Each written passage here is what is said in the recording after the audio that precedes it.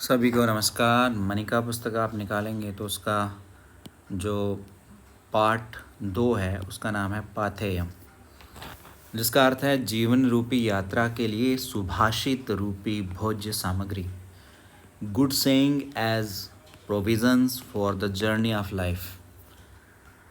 हम जीवन अपना जी रहे हैं, मान लो हम एक जीवन रूपी यात्रा जी रहे हैं, उसमें हमें खाने के लिए कुछ चाहिए तो वो है सुभाषित। ठीक है, ये कोई खाने की चीज़ नहीं है, बल्कि हमें जिस चीज़ को खाना चाहिए, जिस चीज़ को एक्सेप्ट करना चाहिए, वो है सुभाषित, सुंदर वचन। पहले भी हम पढ़ते आए हैं सुंदर वचन, तो इस कक्षा में भी कुछ उसी प्रकार के सुभाषित हैं जिन्हें हम पढ़ेंगे। तो पहला सुभाषित जो कि आपने कक्षा 7 में भी पढ़ा था वही है, पृथिव्याम त्रीणि रत्नानि जलम अन्नम सुभाषितम। अब यहाँ बच्चों, यहाँ है जलम और अन्नम, ठीक है, दोनों मिल गए तो बन गया जलम अन्नम। मूढ़ैः पाषाणखण्डेषु रत्नसंज्ञा विधीयते। अब इसका अर्थ हम पहले भी बता चुके हैं, फिर से हम इसको पढ़ते हैं कि पृथ्वी पर 3 रत्न हैं। कितने रत्न हैं? 3 रत्न, जिसको अंग्रेजी में जेम्स कहते हैं, है ना। वो कौन से हैं? जल, अन्न और अच्छे कथन, पानी, अनाज और अच्छी बातें। मूर्खों के द्वारा ही पत्थर के टुकड़ों को रत्न नाम दिया जाता है। इंग्लिश में बोलें तो there are 3 gems on earth, water, food and good words. Stone pieces are named gems by fools. ये हो गया इसका अंग्रेजी में मीनिंग। ठीक है, तो अब बढ़ते हैं हम दूसरा श्लोक देखते हैं। यहाँ लिखा है, यदि सत्संगति रतो भविष्यसि भविष्यसि अथ दुर्जन संसर्गे पतिष्यसि पतिष्यसि। अब कई पुस्तकों में ये वाला श्लोक होगा, कईयों में नहीं भी होगा।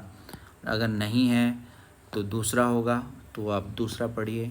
और कुछ कुछ पुरानी पुस्तकों में ये वाला श्लोक है, जिसका अर्थ है, यदि सज्जनों की संगति में लीन कल्याण के पथ पर बने रहोगे।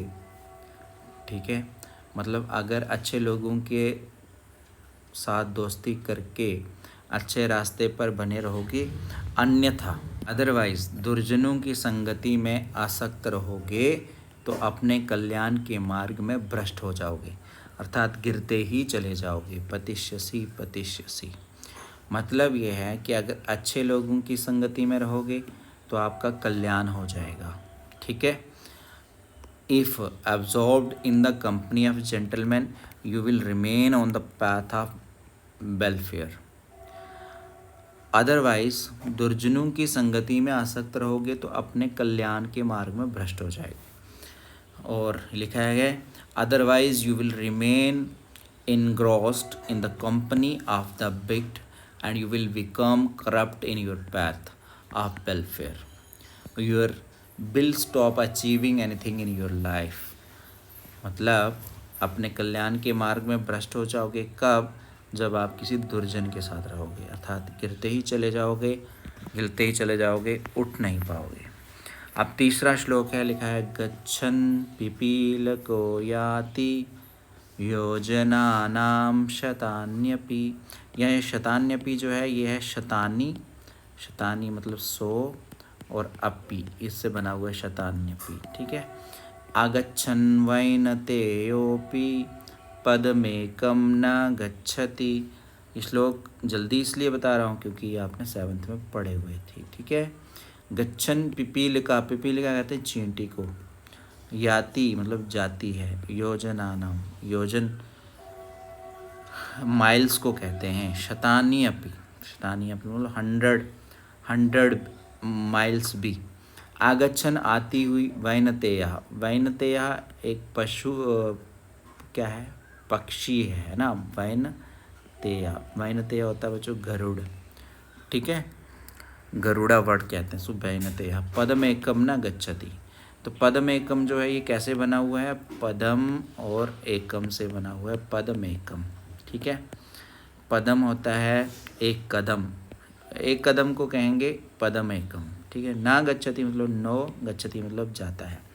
ये तो वर्ड का मीनिंग बताया। अब इसका हिंदी में अनुवाद ये है कि जाता हुआ चींटा भी कोसों तक चला जाता है। चींटा या चींटी जिसको हम कहते हैं, the टिनी ant can walk several miles. और ना जाता गरुड़ पक्षी, सबसे तेज गति से उड़ने वाला पक्षी भी एक कदम भी नहीं जा पाता।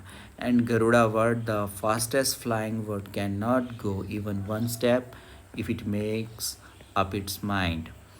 ठीक, अगर चलने लग जाए तो चींटी भी काफ़ी चल जाती है, और अगर कोई ना चलना चाहे, वो भले ही गरुड़ क्यों ना हो, है ना, जो इतना फास्ट तेज़ चलता है, अगर ना चलना चाहे तो वो एक कदम भी नहीं चल सकता।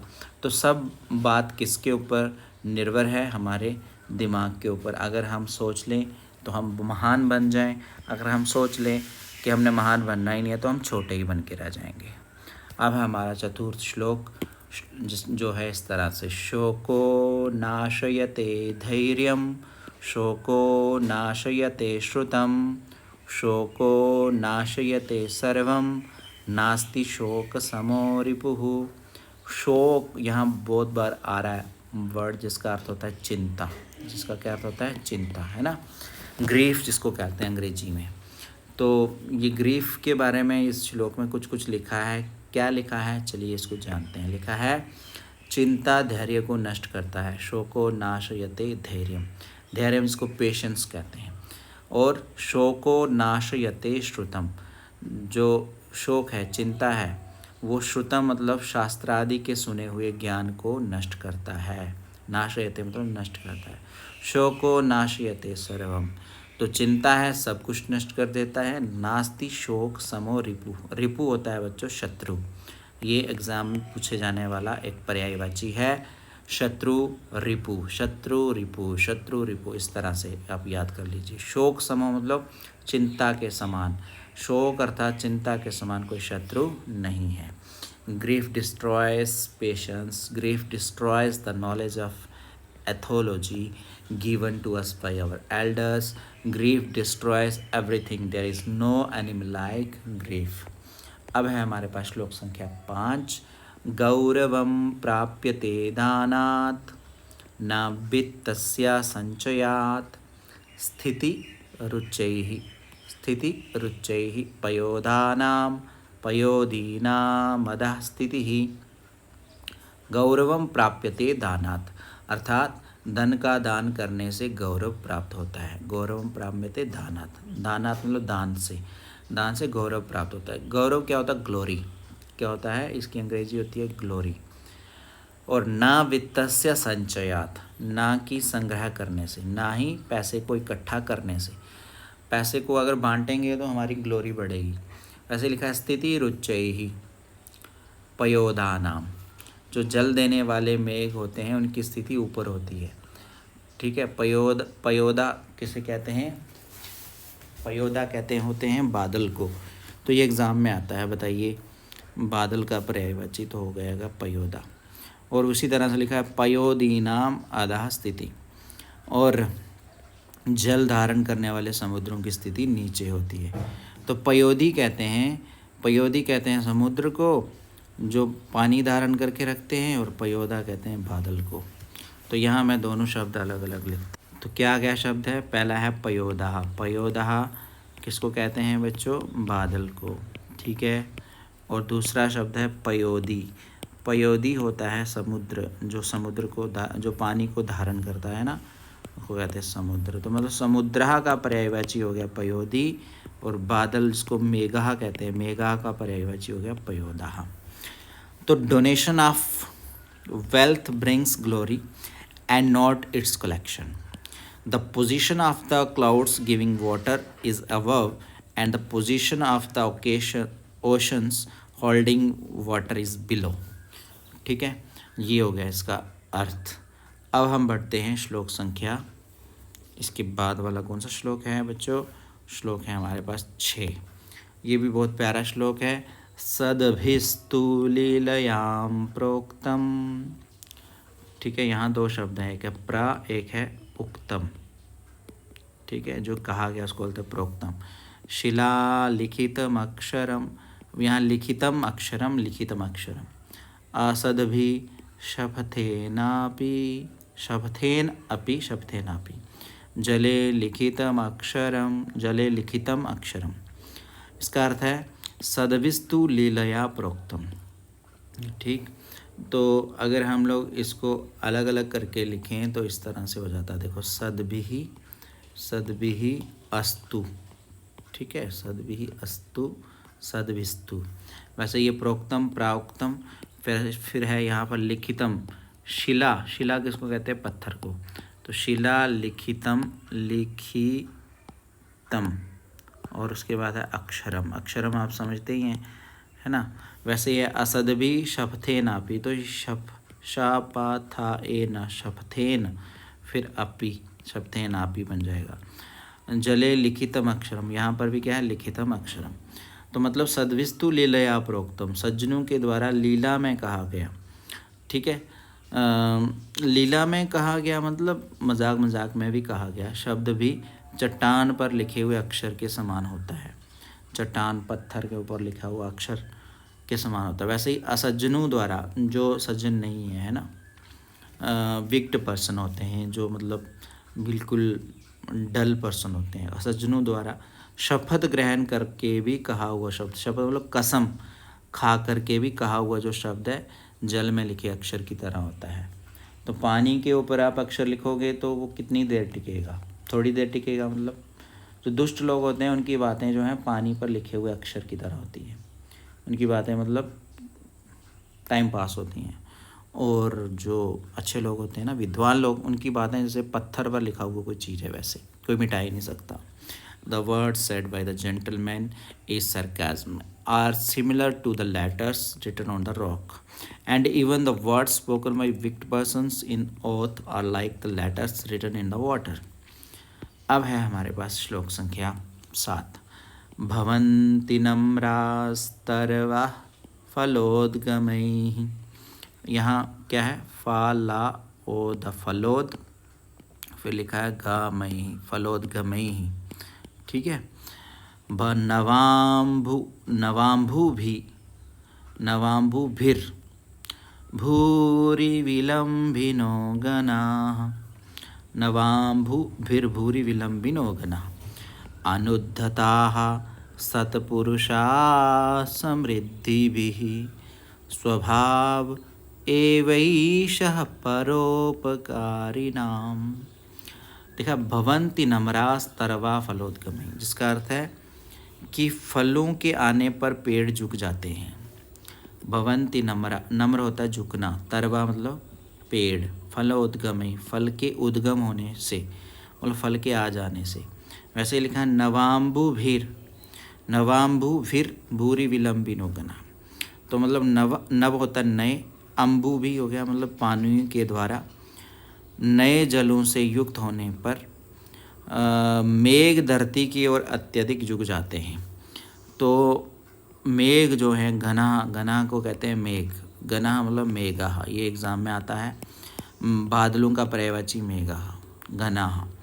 तो वो क्या हो जाते हैं, जब बादल जो हैं बहुत हैवी हो जाते हैं, वो भी क्या हो जाता है, धरती पर नीचे आ जाते हैं, झुक जाते हैं। वैसे ही लिखा है अनुद्धताः सत्पुरुषा समृद्धिभिः।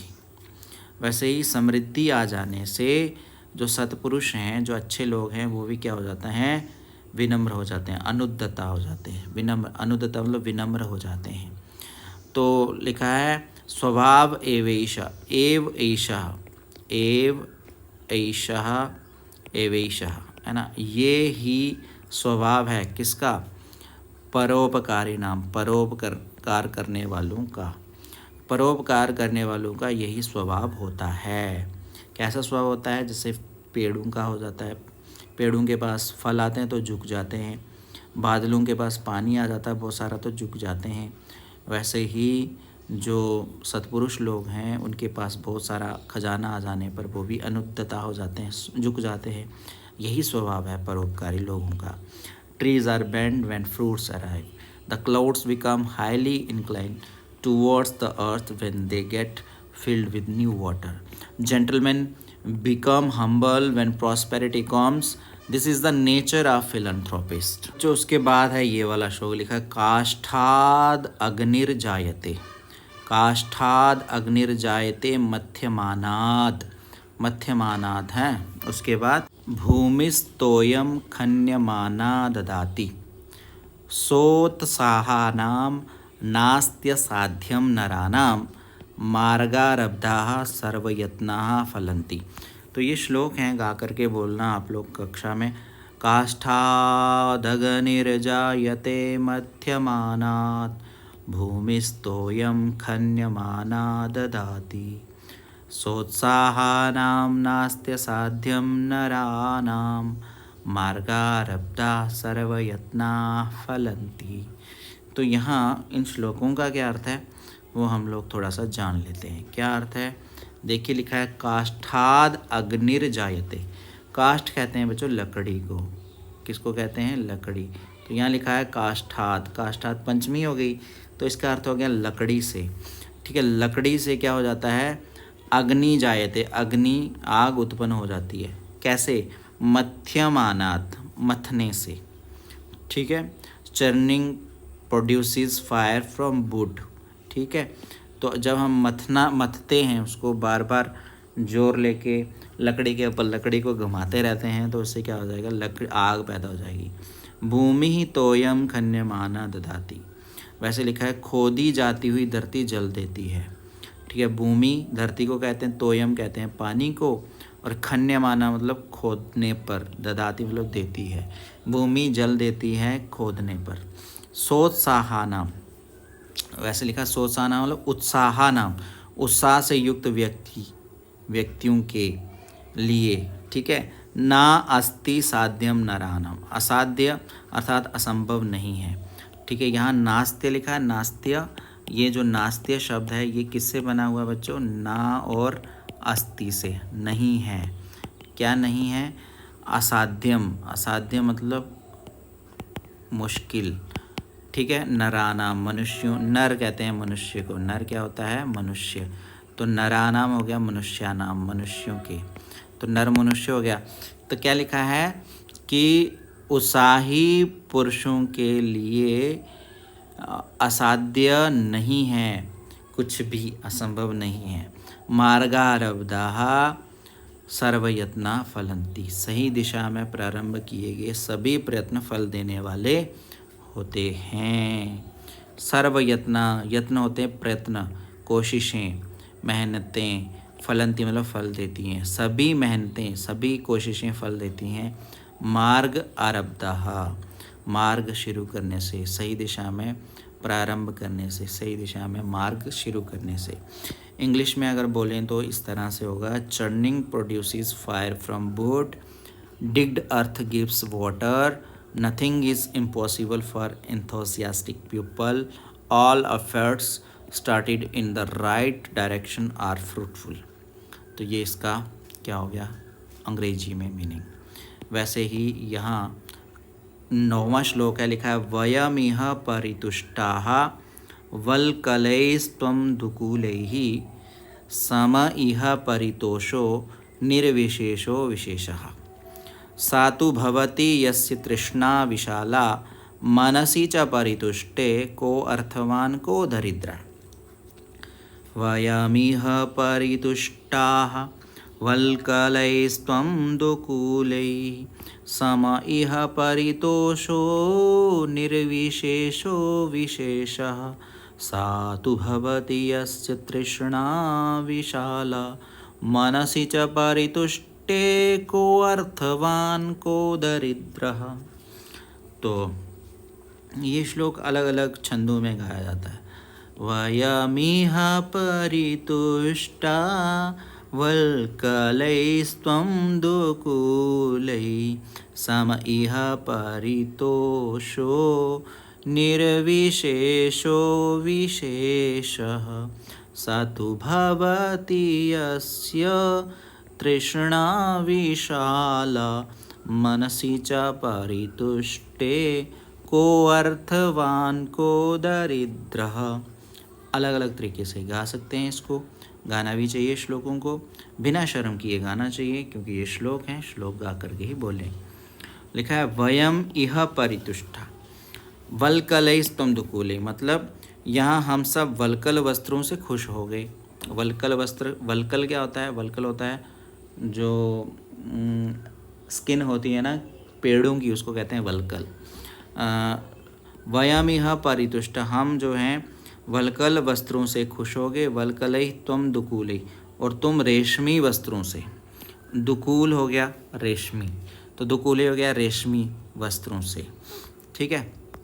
सम इह परितोषो, सम इह परितोषो, इन दोनों सामान्य तथा निर्विशेषो विशेषा। सम इह परितोषो निर्विशेषो विशेषा, इन दोनों सामान्य तथा विशेष स्थितियों में संतोष एक समान है। परितोष मतलब संतोष। सम इह, सम मतलब बराबर, इह मतलब ये, संतोष जो है निर्विशेष और विशेष के लिए समान है। निर्विशेष हो गया और विशेष हो गया, दो शब्द। निर्विशेष हो गया जो खास नहीं है, और विशेष हो गया जो खास है। ठीक है। कुछ लोग खास कपड़े पहनते हैं, उनको भी वही सुख मिलता है, और जो नहीं खास पहनते हैं उनको भी वही मिलता है। कपड़े का जो सुख है दोनों को एक जैसा ही मिलता है। सातु भवति यस्य तृष्णा विशाला, ठीक है, जिसकी इच्छाएं बड़ी हैं वही व्यक्ति क्या है? दरिद्र होता है।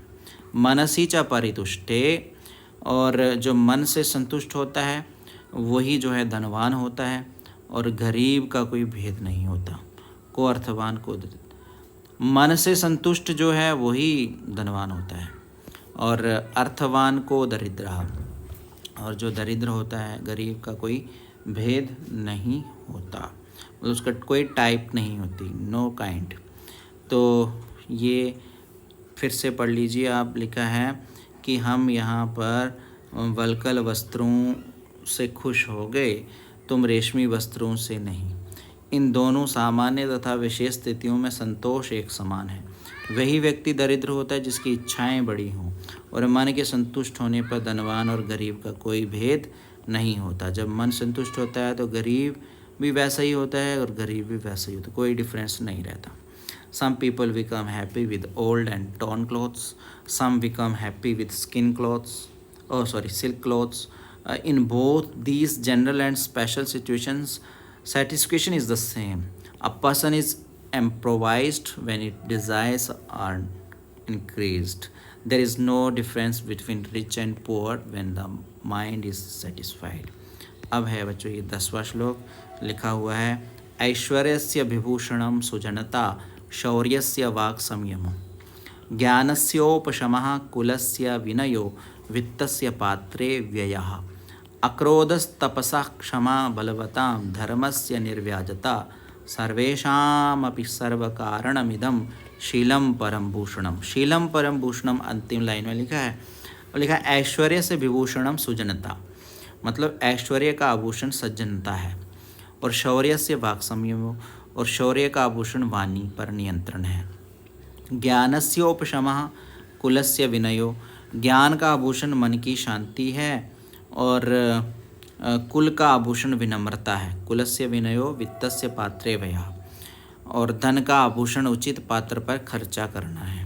वैसे लिखा अक्रोधस तपसा क्षमा, तप का आभूषण क्रोध ना करना है, और बलवताम धर्मस्य निर्व्याजता, बलवानों का आभूषण क्षमादान होता है, और धर्म का आभूषण छल, धर्म का आभूषण क्या होता है? छल कपट रहित होना है। ठीक है। और सभी का कारण ये शील, सर्वेषामपि सर्व कारणम इदम, कारणम इदम शीलम परम भूषणम, सभी का कारण ये शील सदाचार सभी का सर्वश्रेष्ठ आभूषण है। तो ये 10 श्लोक थे हमारे दूसरे चैप्टर में जिसे हमने पढ़ लिया। और द ज्वेलरी ऑफ अपुलेंस,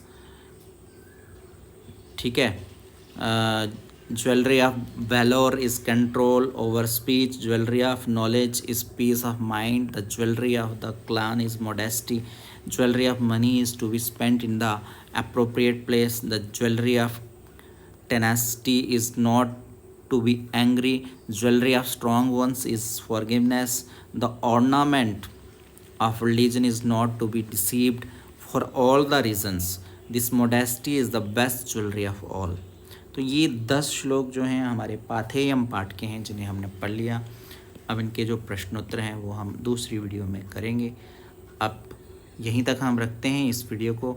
आप इन सब श्लोकों को पढ़ें, याद करें और इसको प्रार्थना सभा में विशेष कार्यक्रम में भी प्रस्तुत करें। ठीक है, चैनल सब्सक्राइब कर लेना। हर एक वीडियो जो है आपको हर एक पाठ की मिलने वाली है और उसके प्रश्नोत्तरों के भी। ठीक है, मिलते हैं नई वीडियो में, तब तक के लिए बाय बाय।